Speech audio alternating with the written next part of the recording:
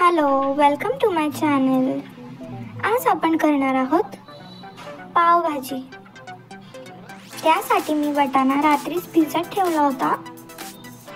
नंतर आपल्याला पावभाजीसाठी लागणार आहे टोमॅटो, शिमला मिरची, बीटरूट, गाजर, बटाटा आणि फ्लावर. नंतर आपण या सगळ्या भाज्या उकडून घेणार आहोत. त्यासाठी आपल्याला एका कुकरमध्ये पाणी घ्यायचं आहे. त्यात वाटाणा टाकायचा आहे, फ्लावर टाकायचा आहे, गाजर टाकायचं आहे, बीटरूट टाकायचं आहे. नंतर आपण त्यामध्ये ॲड करणार आहोत कॅप्सिकम, टोमॅटो आणि बटाटा. या सगळ्या भाज्या आपल्याला शिजवून घ्यायच्या आहेत. आता आपल्याला पावभाजीसाठी लागणार आहे कांदा, टोमॅटो आणि आलं लसूण पेस्ट. एका पॅनमध्ये मी ऑइल घेतलं, ते गरम करून घेतलंय.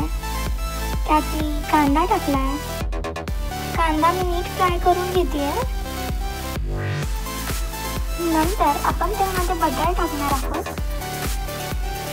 जो कांदा आपण फ्राय केला होता त्यात आपण बटर टाकून सगळं नीट व्यवस्थित फ्राय करून घेणार आहोत. नंतर कांदा थोडा पिंकिश झाल्यानंतर त्यामध्ये आपण टाकणार आहोत आलं लसूण पेस्ट.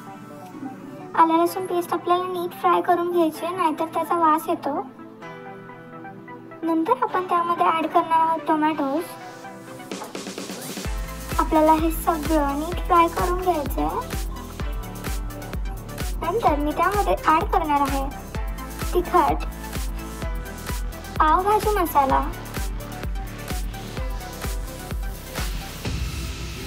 आणि हे सगळं मिक्सचर नीट व्यवस्थितपणे मी मिक्स करून घेणार आहे. त्यात मी थोडं चवीप्रमाणे मीठही ॲड केलं आहे. नंतर हे सगळं फ्राय केल्यानंतर त्यामध्ये मी ॲड करणार आहे धने पावडर. आपल्याला हे सगळं मॅश करून घ्यायचं एका मॅशरने. नंतर आपण ज्या भाज्या उकडायला ठेवल्या होत्या त्या देखील आपल्याला स्मॅश करून घ्यायचं आहे. त्याचं आपल्याला पाणी काढून घ्यायचं, ते फेकायचं नाही आपल्याला पाणी, तेच यूज करायचं आहे आपल्याला नंतर.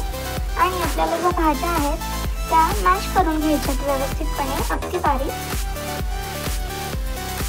नंतर आपण त्या सगळ्या भाज्या ॲड करणार आहोत जी आपण ग्रेव्ही बनवली होती त्यामध्ये. आणि हे सगळं व्यवस्थितपणे मिक्स करून घेणार आहोत. नंतर आपल्याला हे सगळं एकदा परत मॅश करून घ्यायचं आहे. नंतर ज्या पाण्यात आपण सगळ्या आपल्या भाज्या उकडल्या होत्या त्या पाणी मी फेकून दिलं नाही आहे, तेच पाणी वापरलं यामध्ये ग्रेव्हीसाठी. आणि हे सगळं आपल्याला व्यवस्थितपणे मिक्स करून एकदा परत मॅश करून घ्यायचं आहे. नंतर आपण यामध्ये ॲड करणार आहोत बटर आणि पावभाजीला अगदी तेल सुटेपर्यंत आपल्याला व्यवस्थितपणे फ्राय करून घ्यायचं आहे. नंतर त्यावर कोरिएंडर टाकून आपल्याला गार्निश करून घ्यायचं आहे. आणि वरतून आपल्याला थोडीशी कस्तुरी मेथी देखील ॲड करायची आहे.